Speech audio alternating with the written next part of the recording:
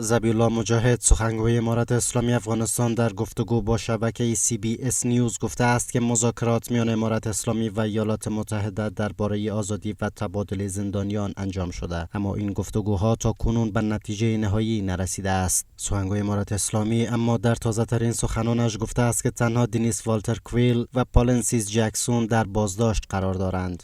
آقای مجاهد تاکید کرده است که امارت اسلامی نیز شهروندان افغان را که در زندان‌های ایالات متحده در بازداشت قرار دارند غیر عادلانه می‌داند و خواستار آزادی آنهاست. سخنگوی امارت اسلامی همچنان افزوده است که این موضوع باید بخشی از مذاکرات باشند. تماس‌ها و گفتگوها به گونه عمده از طریق میانجی‌ها و در چارچوب مذاکرات غیر مستقیم صورت گرفته و دو طرف دیدگاه‌ها و خواسته‌های خود را مطرح کردند. امارت اسلامی خواهان حل این موضوع از راه تفاهم و در چارچوب گفتگو است.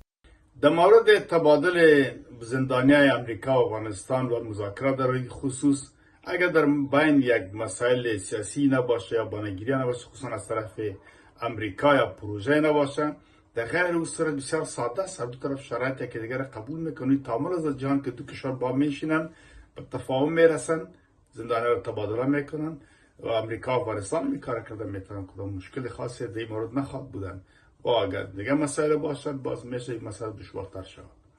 در همین حال وزارت خارجه ایالات متحده گفته است که امارت اسلامی باید فوراً تمامی شهروندان آمریکایی بازداشت شده در افغانستان از جمله دنیس کویل را بدون قید و شرط آزاد کند. شهروندان آمریکایی از سفر به افغانستان خودداری کنند، زیرا طالبان یا امارت اسلامی سالها شهروندان آن کشور را بازداشت کرده و واشنگتن قادر به تضمین امنیت آنان نیست. پیش از این نیز مقام‌های امارت اسلامی پس از دیدار در کابل با آدم بوهلر، فرستاده ویژه دونالد ترامپ در امور زندانیان، یک شهروند افغان امریکایی تبار را با میانجیگری قطر آزاد کردند. پیشتر نیز امیرخان متقی وزیر خارجه امارت اسلامی گفته است که حکومت کابل خواهان روابط مثبت دیپلماتیک با واشنگتن از جمله بازگشایی سفارت امریکا در کابل است.